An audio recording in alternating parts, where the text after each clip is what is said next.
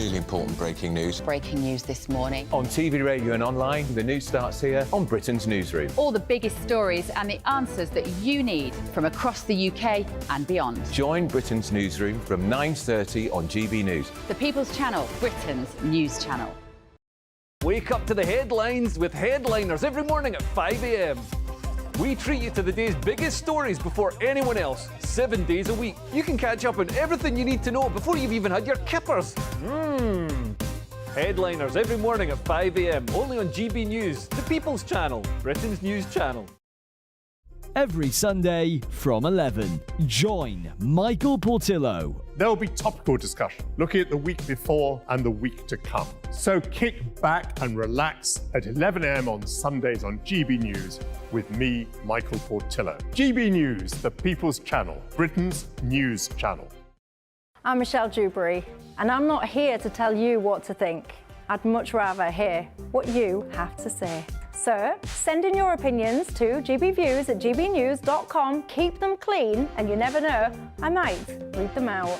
With my panel here on Jubes & Co, we debate, we get stuck into the issues of the day on a show where all views are welcome, especially yours. GB News, the People's Channel, Britain's news channel. Have a great Saturday night with me, Leo Curse, on the Saturday Night Showdown. It's a crazy world out there, so come and make fun of it with me, my panel of comedians, and a couple of people who actually know what they're talking about. This Saturday Night Showdown is your front row ticket to the clown show every Saturday, only on GB News, the People's Channel, Britain's news channel.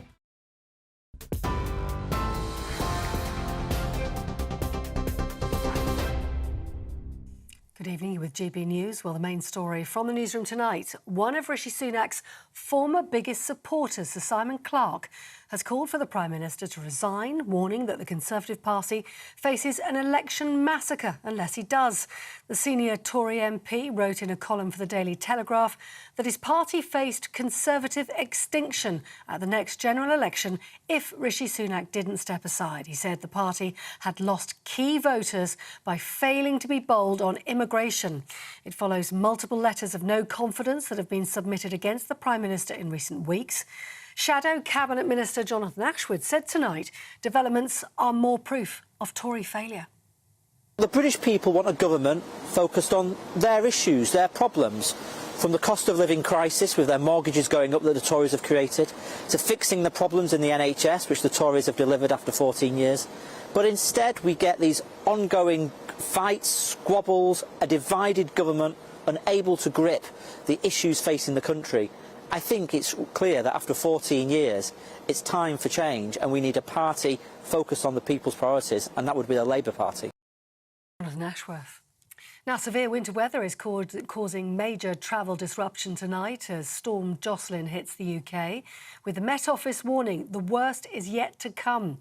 Flights have been cancelled, trains suspended, and drivers are being warned to postpone any travel. The strongest winds of up to 80 miles an hour are expected through the rush hour tomorrow morning before Storm Jocelyn eases off.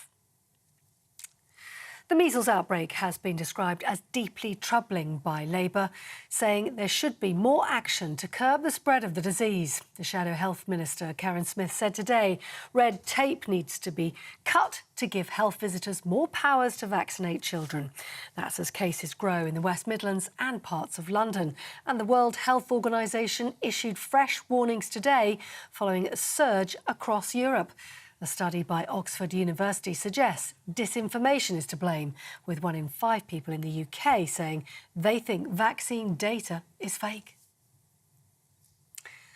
Possible water contamination is being investigated at a housing estate near Cambridge. Residents at the Marley development are facing their 5th day without drinkable tap water.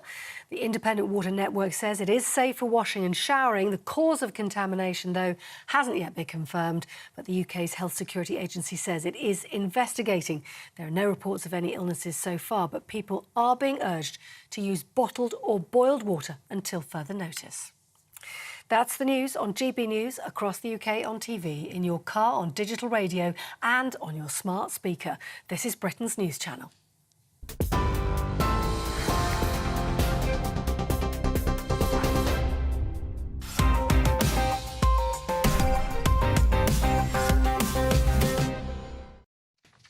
Hello and welcome to Headliners, your first look at the next day's newspapers in the company of top comedians. I'm Stephen Allen, and tonight we have one comedian who's tall and one who's Jewish. In the 90s, that would have been enough for a sitcom. It's Leo Kearse and Josh Howie. How are you both? You enjoying Storm Jocelyn? Yeah. Yeah, you sound like you've gone through puberty. Yeah, it's a cold. Oh, But, okay. I was yeah. excited about your testicles. Yeah. Thank you for bringing it into work. Yeah. Because I'm freelance, and if I can get you contract people ill, I get more work. I've been licking everything in this. You should have just worn a mask. They're totally fine with people wearing masks around here. It's really popular these days. Yeah. Right, let's crack on to the front pages. We start with the Daily Mail. In God's name, why wasn't he stopped? Is their front page. To the Telegraph, Army Chief, public face call up if UK goes to war. The Guardian says PM warns of more attacks in Yemen as crisis grows. The Times front page, grieving mother faces a monstrous triple killer. The iNews, UK prepares for prolonged battle with Yemen rebels. And finally, the Daily Star, exhume Pele to prove he's my dad. And those were your front pages.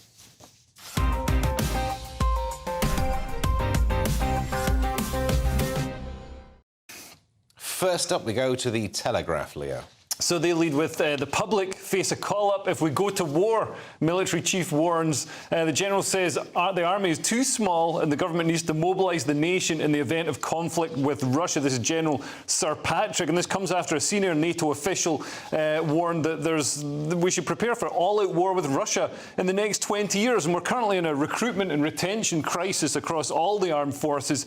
And to be honest, who's going to fight? Who'd like go and fight? I've had 20 years of all these gimpy left-wing people calling me, hating on me, denying me jobs and stuff because apparently I've got toxic masculinity. Then all of a sudden they're going to want that toxic masculinity to go and fight for them. No, you know what? Send all the pronoun people. Send them in first. They can be the candidates. No, they'd be amazing. Send them in first was really respectful. It shows that you've grown. Send they them in first. No, they'd be amazing. They would just annoy the Russians to death. Yeah, and to be honest, I mean, we don't have a country anymore because a country implies some sort of border that you can't just waltz over. Well, we've got an economic platform with a revolving door. It's so in any sense of patriotism or nationalism is battered down in people. Maybe that was a bad idea. Maybe the sort of nationalists and the patriots and the people with England flags and Scotland flags and Union Jacks are actually not the enemy.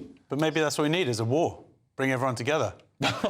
Bring the left, right, the centrists, all of us together to fight against Russia. Won't bring me together. I'll be like, come on, Xi Jinping, I welcome you as my new overlord. We've done that already. That's no different. Retention is a problem, but also, but there are some good news because applications to the army are the highest level they've been in 6 years, right? Which kind of just goes against everything you just said. They've got 3.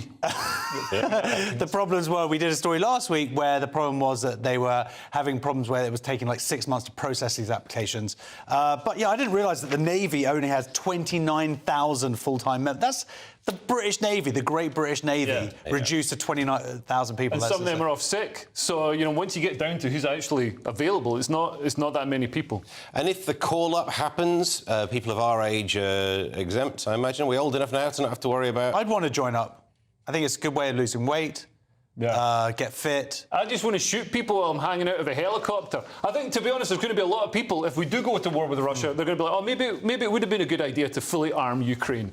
Maybe that was a good policy. I don't mind paying like £2.50 extra in tax if it saves me getting my legs blown off. Well, that is, as Josh says, one way to lose weight. So there's another story quickly about the big story about oust Sunak or Tories face election massacre, warms the cabinet ally. Now, we've been waiting all night, we've been hearing the news. It's very exciting, and nothing much has happened since this one. This guy's like, come on, everybody, follow me. Guys. Hello. So, mate, supposedly there's a cabinet minister in the wings. I heard that on Patrick's show just now before I came in, so I... fully informed. Thank you, Patrick. And we'll see, I guess. But, yeah, so far it's been a bit of a damp squid. But the Tories are ruthless, and they will just, when they sense that they're going to lose, they cut and... But isn't that the thing? They're ruthless, but good at focusing on winning, putting winning over winning the argument. And one thing that would really lower your chances of winning is doing another leadership battle right now, wouldn't it? Yeah, so I think they've got nothing to lose at the moment. I mean, and also, they've had Rishi in for really statistically quite a long time for a Tory PM. It's been at least 3 weeks. It's like dog years. Yeah. But if they do swap now, then it doesn't matter who's the leader when they lose. Then there'll be another election leadership issue when they work out who's going to be the leader of the opposition. Yeah, and then so that's the gig to watch. Whoever they select will then be immediately deposed because they'll put in some policy that angers the sort of people who really pull the strings, and then they'll be replaced with probably Rishi again. Yeah, you look forward to it. It's fun, isn't it? What's going on in The Guardian, Josh? Yeah, PM warns of more attacks in Yemen as crisis grows. On Monday, the UK did a second RAF attack, airstrikes against the Houthi forces who control the north of the country, I think north and west. They're still attacking vessels, international vessels that are going through the Red Sea. So we don't really have an end in sight in this. I just think we just need to just kill them all. Houthis, that is. Not Yemenis, and or even Houthi kids. No, just Yemeni terrorists. Right. That's what. Just do some more bombing. You're a big fan of not the Navy so much, but you're a big fan of our air superiority. I know I'm a big fan of the Navy as well. I think let's get some more people in the Navy, and you can find some common ground. Yeah. Maybe that's what will solve it if we find common ground with the Houthis. Yeah. Yeah. Isn't this story also has that element of if you get in the way of our shopping, all of a sudden as a nation we're really focused, and that's the glib way of saying the economic impact of this is the thing that makes us pay attention. Yeah, this would be a few percentage points on a graph somewhere. So it makes a big. That's why we went to Iraq. Yeah, of course, oil, everything. Yeah, but it's interesting that the Yemen used to be at one point it was Christian, then it was a multi-ethnic country, and now the Islamists have come in and completely destabilised and ruined it. And if only there was some sort of lesson there that we could apply and follow. Yeah, interesting. I don't know what you're trying to say. It's subtle. I didn't quite get it. There's an enigma. There's another story which is interesting. Staying in school cuts death risk, study finds. So this is every year that you stay in school cuts your risk of death by 2%. And so if you stay in school for 10 years, that's 5%. Maybe you should have been in school a bit longer. But it doesn't make any sense. That means that teachers should be immortal. So no one's done the stats on that. Let's take a look at the Mail now, Leo. What they got? I just got that. They have as Nottingham triple killer faces court sentencing. In God's name, why wasn't he stopped? So he was sectioned 4 times under the Mental Health Act. He left a student so scared she leapt from her window. It doesn't say how high up that window was. But yeah, basically it was a litany of mischances that left a paranoid schizophrenic from Guinea-Bissau. I'm not even sure where that is. Free to roam a city before knifing 3 young people to death. Or 2 young and one middle-aged, I believe. So, absolutely horrific incident. And it's, GBNews' coverage has been criticised for apparently being a racist dog whistle. But I don't know how you can talk about a case like this without mentioning, the fact that he's from Guinea-Bissau and he'd come to this country. And, I think maybe if we were stricter about who we picked, or if we could send people back if they committed crimes or weren't model citizens, then maybe some of this could have been avoided. I don't think it's racist to say that. He came over as he's a student, and so it could well have been an Italian guy with mental health issues or whatever. I'd say race would play a factor if these institutions that failed these murder victims didn't go through their job because of his ethnicity, then I could see it being a factor. Which we've seen in previous cases. So the security guard at the Manchester Arena, when there's the bombing, the Ariana Grande bombing, he specifically didn't stop this guy, who's obviously way out of place. At the pop concert for teenage girls, he didn't stop him because he was afraid of being accused of being racist and then getting into trouble. And I'm not saying the same sort of thing happened here, but that is an instance of that happening. Yeah, but it's a failure. It's a tragedy. You look at this beautiful young woman and the young man Barnaby who was murdered, and and the elderly man, the caretaker. It's just the unnecessariness. It's as it said, why wasn't he stopped? And I mean, the flatmates, his nickname was serial killer. I mean, come on, this is... Seems to be a recurring theme. Like Wayne Couzens' nickname was I think it was the rapist. I think anybody's nickname... Yeah, my nickname's Idiot, so I'm I'm all right. And finally, Josh, to the illuminations of the Daily Star. Yeah, exhume Pele to prove he's my dad. And this is incredible news from the Daily Star, because I didn't know that he was dead. So I've been informed. But really, anybody could just come in and just say, I'm Elvis's grandson, exhume Elvis. Yeah. And then... That's a good idea. Yeah. You think so? That could be like a whole thing. Elvis's grandson. All right, keep it to yourself. Sorry, is there more you want to talk about? No, I this don't know. rubbish story? Is there anything to this story? Is it the Daily... I mean, the Daily Star doesn't mind wasting paper, does it, on its front page? Yeah. I think, can you do this speculatively? Can I just exhume lots of celebrities just to see? Because I don't know. Maybe my mum, put it about... Also, you don't even know... It could be a way of, like, is Elvis really dead? Yeah. It could be that type of thing, and this would be the scam that would get you to open the coffin. Is it somebody else in there? Nice. Yeah. All right, so we've got plans for after the show, but that's the front pages done. In the next bit, the Met Police, China and the BBC. Find out which one's worse. We'll see you shortly. I'm Christopher Hope. And I'm Gloria Di Piero, bringing you PMQ's live here on GB News. Every Wednesday, we'll bring you live coverage of Prime Minister's questions when Rishi Sunak and Sir Keir Starmer go head-to-head in the House of Commons. We'll be asking our viewers and listeners to submit the questions that they would like to put to the Prime Minister, and we'll put that to our panel of top politicians in our Westminster studio. That's PMQ's live here on GB News, Britain's election channel. Good afternoon, Britain. Good afternoon, Britain. Join us, Tom and Emily, To find out what's happening in the heart of Westminster. and why it matters to you. Weekdays from midday, we bring you the most compelling stories from across the United Kingdom. And from your doorstep to our inbox, That's right, we want to hear from you. GB News. Britain's news channel. Wake up to the headlines with Headliners every morning at 5 a.m.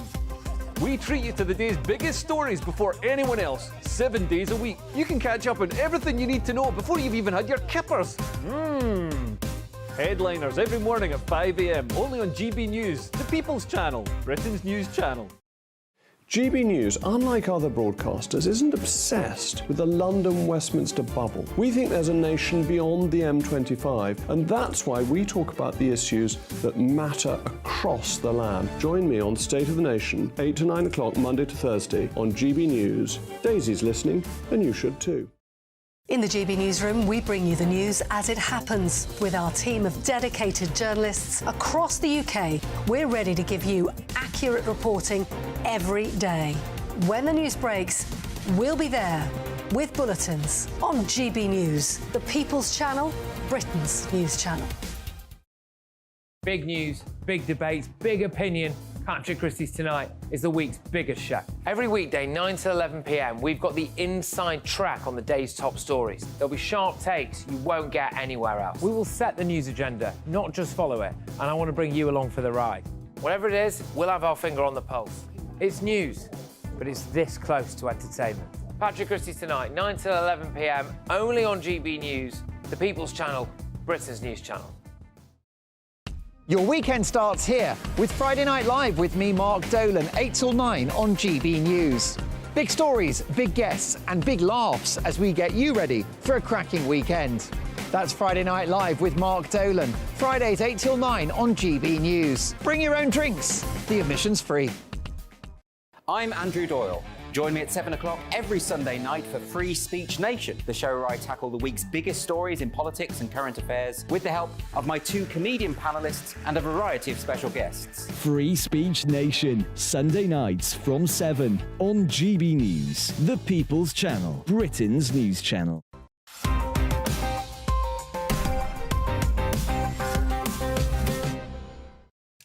Welcome back to Headliners. I'm Stephen Allen here with Leo Kearse and Josh Howie. The Guardian then, Leo, and good news for the police because they caught some criminals. Bad news is where they found them. Yeah, so they've caught police as criminals. So a UK mass screening of police employees has led to 9 criminal inquiries, police chiefs have said. So records of 307,000 officers, staff and volunteers were checked against National Intelligence Database after recent scandals. And they found 9 investigations. They're innocent until proven guilty. So the police are still 99.997% not criminals. Or maybe they missed a few. They were expecting to get a lot more. The Met Police said last year it was re-examining over 1,000 past allegations against officers. So you'd think, across the whole country, they'd catch a lot more, but apparently not. And they found 88 cases of disciplinaries, 139 cases where vetting needs to be reviewed, and 128 required management intervention.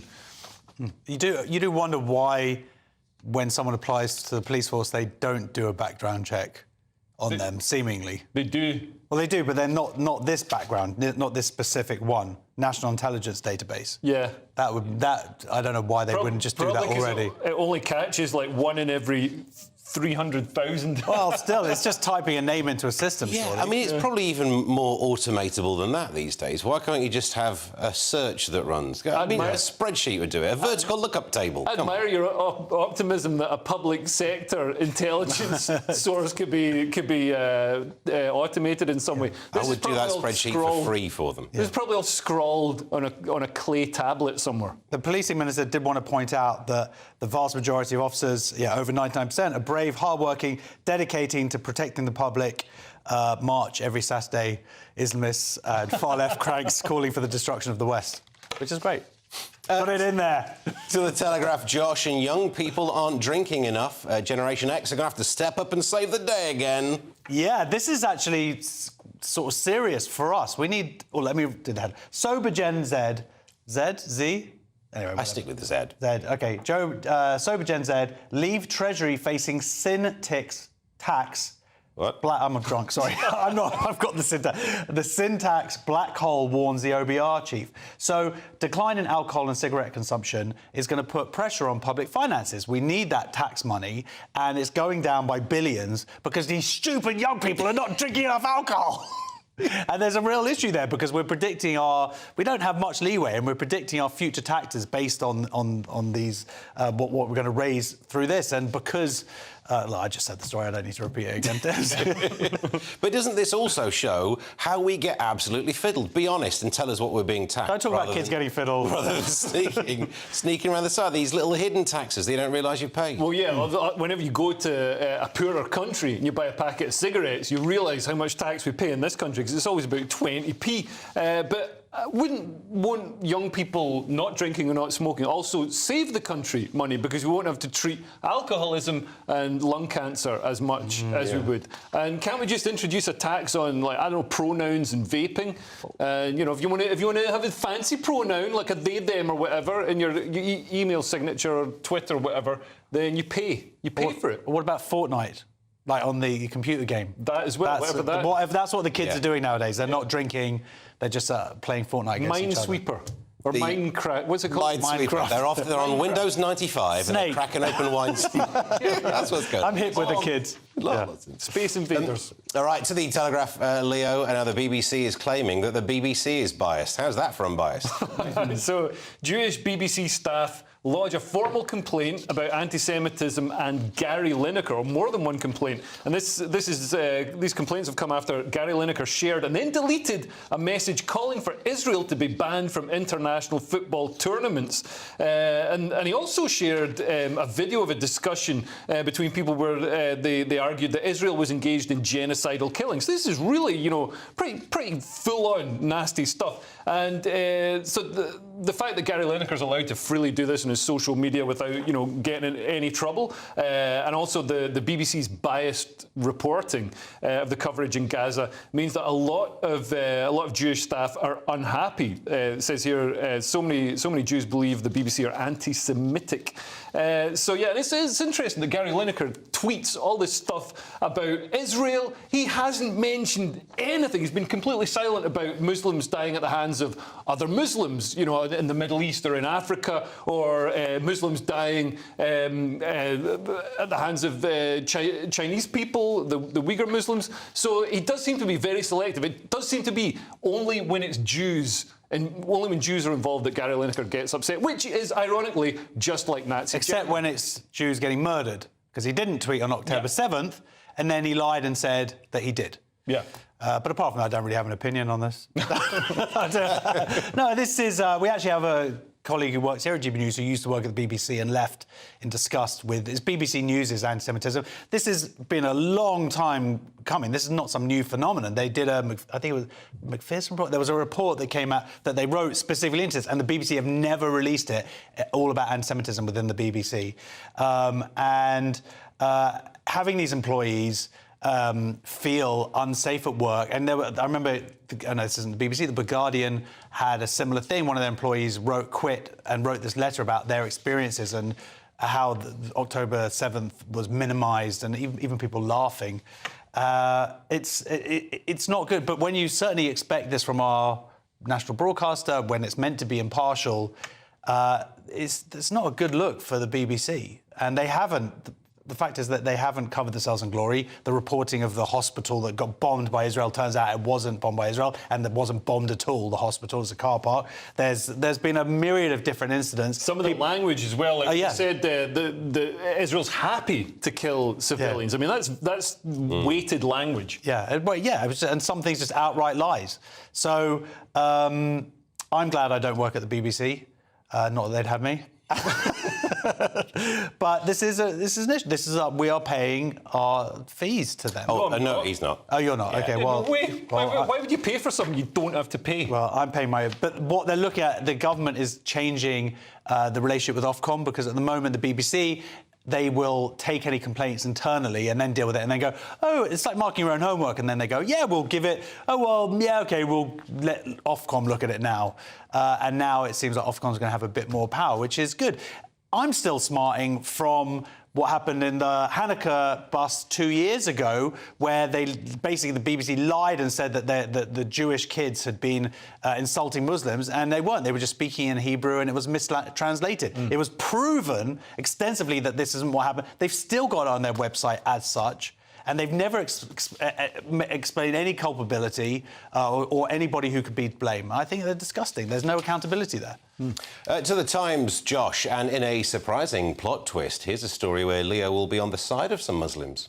Yeah, right. Well, nation after nation condemns China's persecution of the Uyghurs. This is at the UN. Who knew that the UN could actually be useful or do something morally right? And 160 countries spoke up and told China to improve its human rights record. Of course, Iran and various other countries were not part of that. We're talking about the Hong Kong national security law, which has cut down on protests, allow people to be much more surveillance, and basically cut down on all the protests there, allow them to be arrested. And, of course, their treatment of the Uyghurs. Now, it's interesting that what you were saying before about the Uyghurs, fighting day in and day out online, the people you're fighting against, these seeming pro-Palestinian people, you look at their timelines, no mention of the Uyghurs. I've been talking about and promoting the awareness of this for years now, yet the same people, when it comes to Muslims being killed elsewhere, are totally not interested, and certainly when it comes to Muslims killing other Muslims. So the massive hypocrisy here, and China... It's harder to spell, though. Uyghurs, yes, it's the U. I know, it took me 2 years to learn how to spell. Yeah, if it was a choice, I would... But even they don't even know how to spell Palestinians. That's the crazy... Plasticine. Yeah. So it's good that the UN has spoken out. China's just sort of gone, yeah, whatever. Yeah. Basically. Yeah, they try and paint themselves in glory at the end about how good they are. But just to provide some balance for Ofcom, there aren't any grooming gangs in China. And I'm not saying that, China's treatment of the Uyghur Muslims is good. Obviously, it's terrible, this persecution is. But maybe there's a happy medium between, the persecution of the Uyghurs and literally enabling...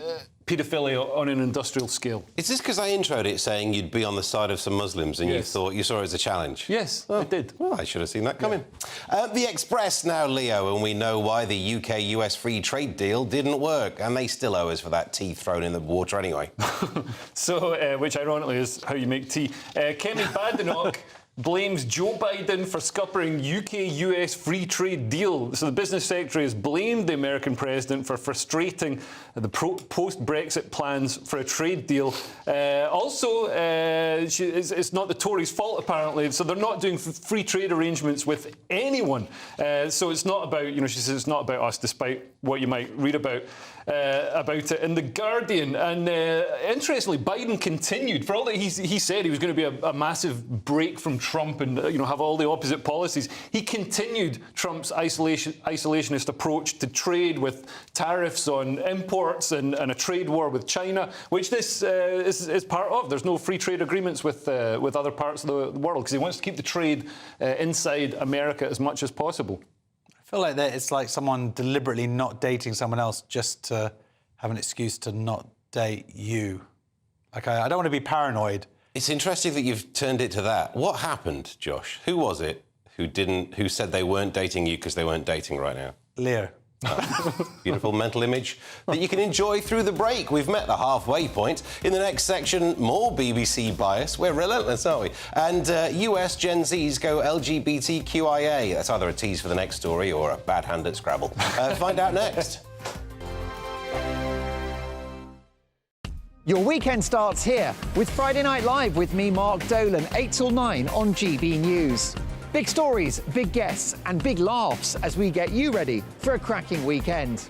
That's Friday Night Live with Mark Dolan. Fridays 8 till 9 on GB News. Bring your own drinks. The admission's free. Wake up to the headlines with headliners every morning at 5 a.m.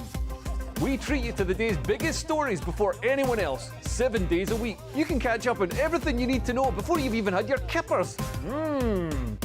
Headliners every morning at 5 a.m, only on GB News, the People's Channel, Britain's news channel. In the GB Newsroom, we bring you the news as it happens. With our team of dedicated journalists across the UK, we're ready to give you accurate reporting every day. When the news breaks, we'll be there with bulletins on GB News, the People's Channel, Britain's news channel. Big news, big debates, big opinion. Patrick Christie's Tonight is the week's biggest show. Every weekday, 9 to 11 p.m, we've got the inside track on the day's top stories. There'll be sharp takes you won't get anywhere else. We will set the news agenda, not just follow it, and I want to bring you along for the ride. Whatever it is, we'll have our finger on the pulse. It's news, but it's this close to entertainment. Patrick Christie's Tonight, 9 to 11 p.m, only on GB News, the People's Channel, Britain's news channel. Good afternoon, Britain. Good afternoon, Britain. Join us, Tom and Emily, To find out what's happening in the heart of Westminster. and why it matters to you. Weekdays from midday, we bring you the most compelling stories from across the United Kingdom. And from your doorstep to our inbox, That's right, we want to hear from you, GB News. Britain's news channel. GB News, unlike other broadcasters, isn't obsessed with the London-Westminster bubble. We think there's a nation beyond the M25, and that's why we talk about the issues that matter across the land. Join me on State of the Nation, 8 to 9 o'clock, Monday to Thursday, on GB News. Daisy's listening, and you should too. I'm Andrew Doyle. Join me at 7 o'clock every Sunday night for Free Speech Nation, the show where I tackle the week's biggest stories in politics and current affairs with the help of my two comedian panellists and a variety of special guests. Free Speech Nation, Sunday nights from 7 on GB News, the People's Channel, Britain's news channel. GB News is Britain's news channel, and now you can support it. All you have to do is scan that QR code that's up on your screen right now, or you can go to gbnews.com/support and become a GB News member. You'll have fantastic benefits. We're also going to organise special events where you as GB News members can meet the presenters, the on-screen faces. Scan the QR code or go to gbnews.com/support. Thank you so much.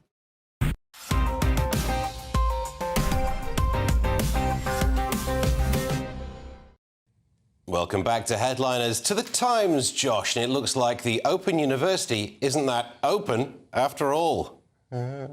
Yeah. Open University academic wins tribunal over gender-critical views. This is Professor Joe Phoenix. This is another victory for gender-critical people. Essentially, after criticising Stonewall Charity, she's been found to be constructively dismissed by the university. She was on Women's Hour this morning on Radio 4, which is kind of a bit of a breakthrough because Women's Hour tend to prefer to put on trans women than actual women. So she was on, she talked about the trauma of there was about 350 of her colleagues signing letters against her, people calling her racist, implying that she's racist and transphobic and all. She hasn't said anything transphobic at all, just standing up for sex-based rights. And so this is one other... there's been a few of these cases brought forward by feminists, by women. Yeah, there's Rachel Mead, there's Maya Forstater, Twisted Forstater. Yeah, this, as she likes to be called, and she'll sue you.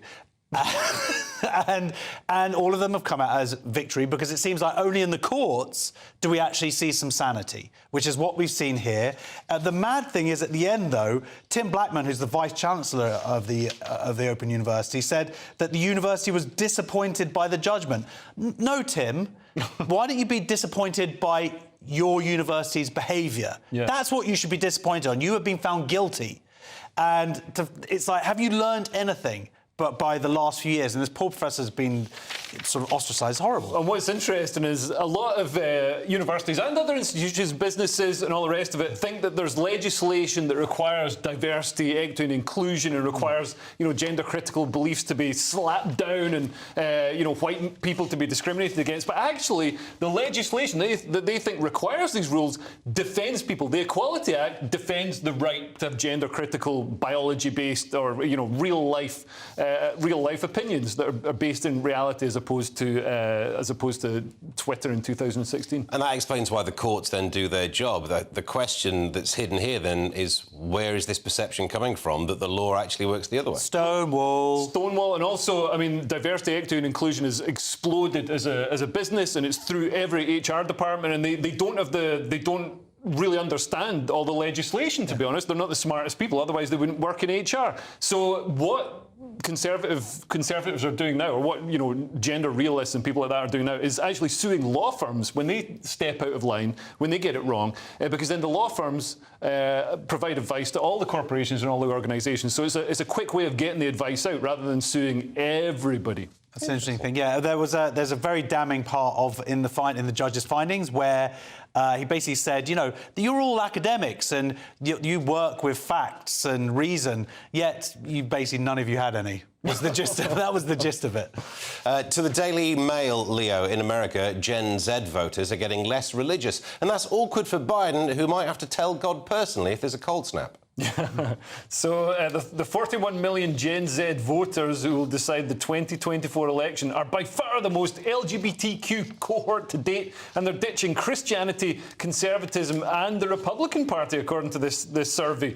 So Alejandra Caraballo, a Harvard academic and male-to-female trans influencer, obviously, said the survey results showed that it's over for white Christian male hegemony in the United States. It's time for an egalitarian and equitable society. It's not, minorities get a leg up, and as we've seen in all the court cases, they frequently get sued for giving people a discriminatory leg up. But yeah, more than a quarter of Gen Zers say that they're LGBTQ, which is a much bigger share than previous groups. So baby boomers, only 4% of them are willing to admit that they like a little shuffle behind the bushes. But yeah, I think for today's generation, it's just a badge, because none of them are actually having sex.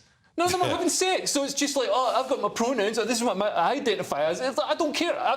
If you don't have skin, if you're not getting down the sauna and getting at it, then I've got no respect for you. You can't just identify your way onto the LGBTQ list. But I don't know, it seems that this generation are becoming more sort of communist, left-leaning, socialist, want to destroy humanity and civilization. I think, every few generations we've just got to make horrific mistakes. Although I think it's course-correcting with the tail end of that. My son's generation feels like they've looked at the kids a couple of years older and just roll their eyes at them. But yeah, as you say, LGBTQIA+ essentially means you dye your hair blue.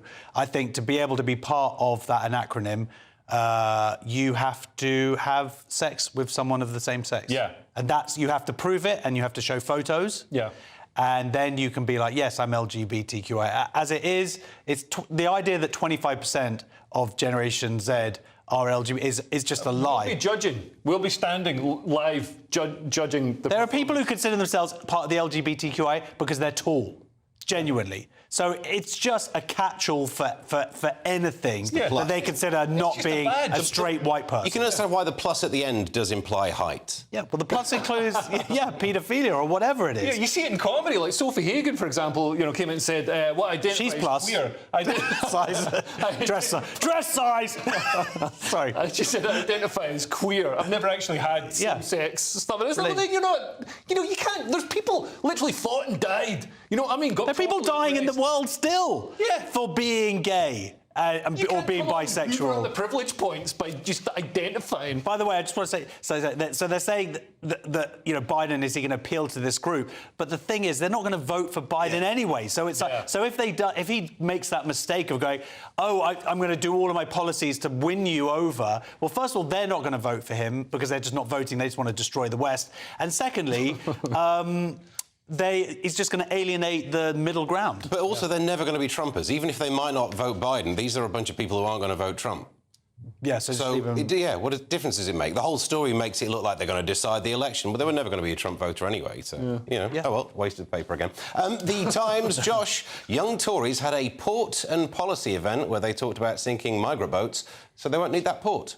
Yeah, young Tories debate invading Yemen and sinking migrant boats. Now, this is obviously unfortunate because it was after a weekend where migrants drowned in the Channel.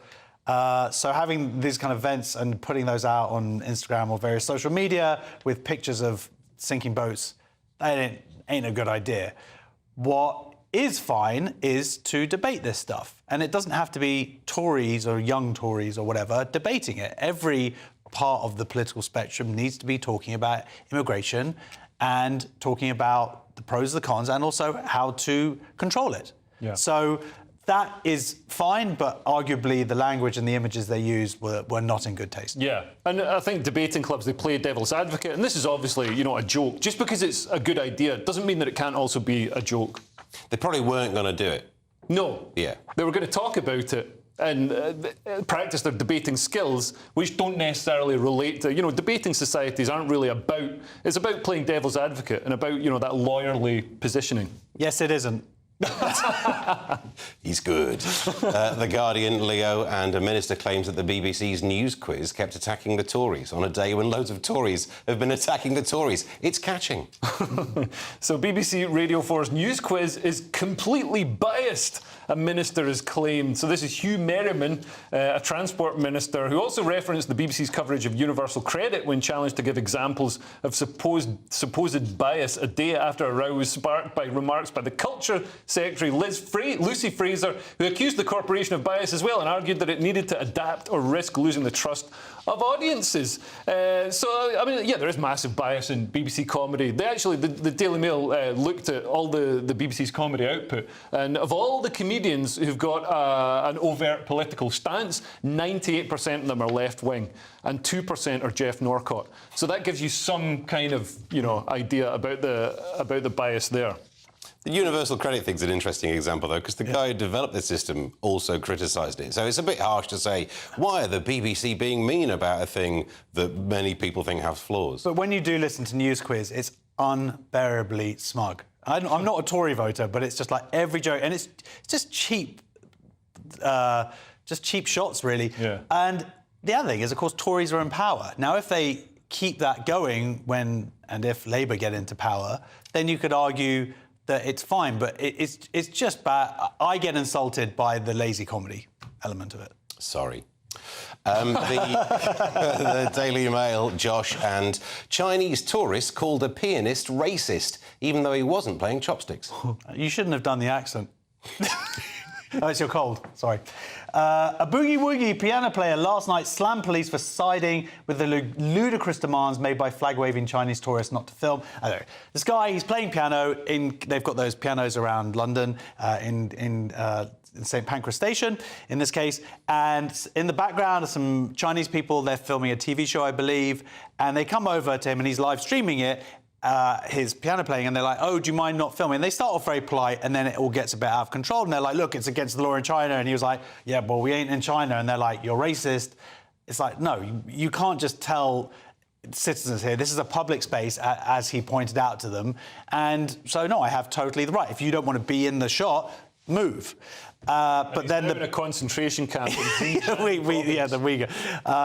But police came over. They've slightly changed the headline here from the reality is ultimately the police did back him, but one policewoman said, look, don't film this, don't put it. But I think she was talking about her interaction with it rather as much as that. But yes, it is quite unnerving that Chinese people can come over here, and she said she worked for a TV show, and just sort of expect, no, you're in a different country, we have different laws, we are allowed to film in public, and if you don't like it, lump it. Yeah. That's the thing here, isn't it? It's just people in TV are insufferable. The idea that just because you work in TV, your opinion is worth that much. Yeah. Oh.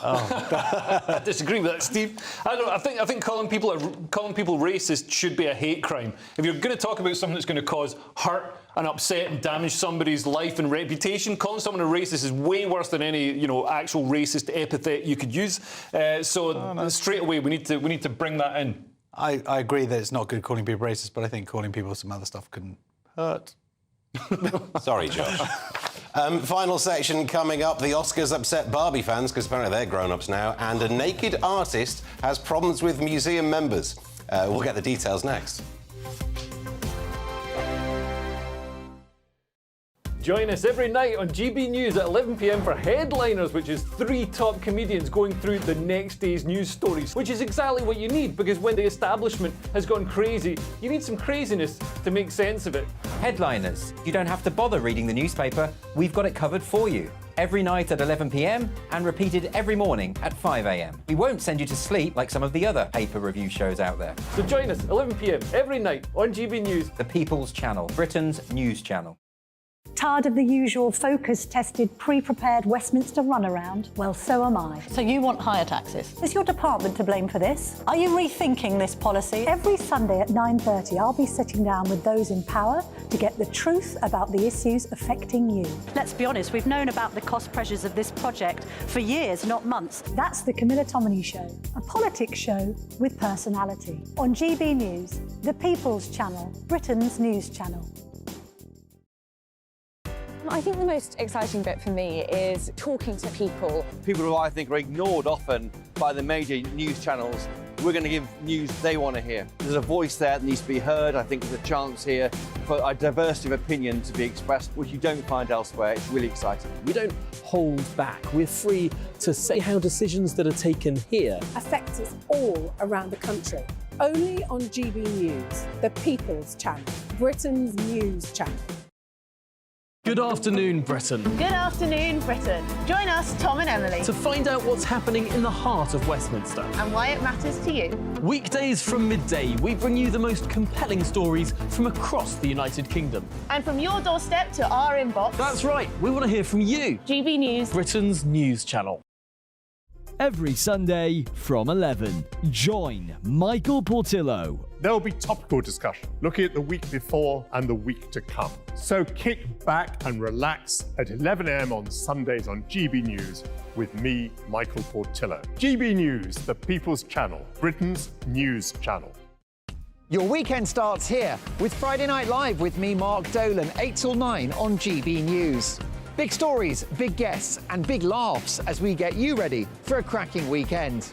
That's Friday Night Live with Mark Dolan, Fridays 8 till 9 on GB News. Bring your own drinks, the admission's free. Big news, big debates, big opinion. Patrick Christie's Tonight is the week's biggest show. Every weekday, 9 to 11 p.m, we've got the inside track on the day's top stories. There'll be sharp takes you won't get anywhere else. We will set the news agenda, not just follow it, and I want to bring you along for the ride. Whatever it is, we'll have our finger on the pulse. It's news, but it's this close to entertainment. Patrick Christie's Tonight, 9 to 11 p.m, only on GB News, the People's Channel, Britain's news channel.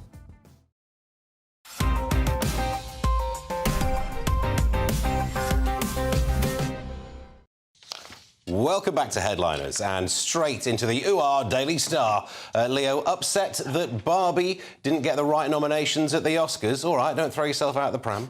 So, Barbie fans fume that Oscars missed the point as Margot Robbie and Greta Gerwig, who are the star and director of it, have been snubbed for Oscars. So no nomination for Margot Robbie or Greta Gerwig, they say, but Ryan Gosling gets one. Literally the whole point of the Barbie film.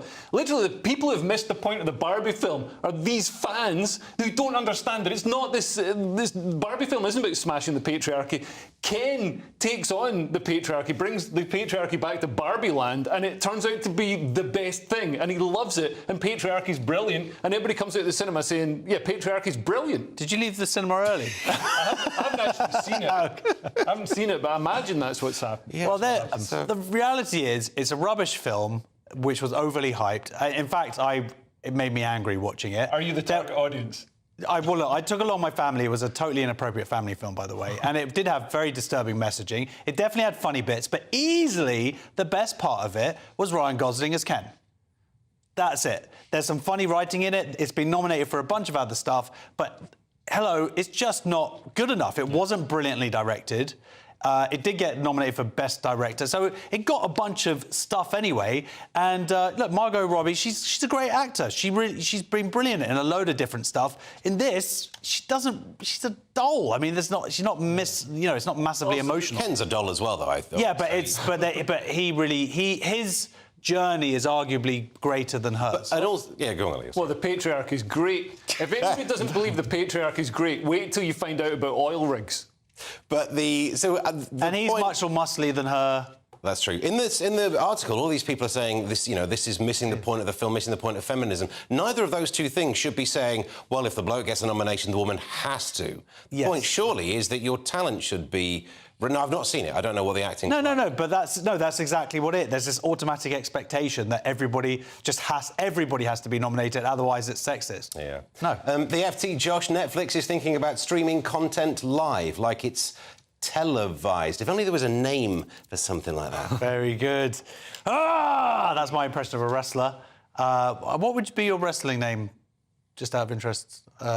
Just Coldy, Baldy, Old Daddy, Bull Jew. Anyway, that's my one. Yeah. Alongside, what was the Iranian guy, the Ayatollah? Oh yeah. There's all these like dodgy racist. I'll be Papa Jew. I will destroy you. This is all about the people wrestling. On Twitter, I thought they just didn't like you, but they're just giving you wrestling names. That's what it is. Yeah. So Netflix strikes $5 billion deal to live stream WWE's Raw show. This is a 10-year agreement. It's going to start in next year. Gives them a year to sort out their technical issues, because they do have issues actually with live streaming.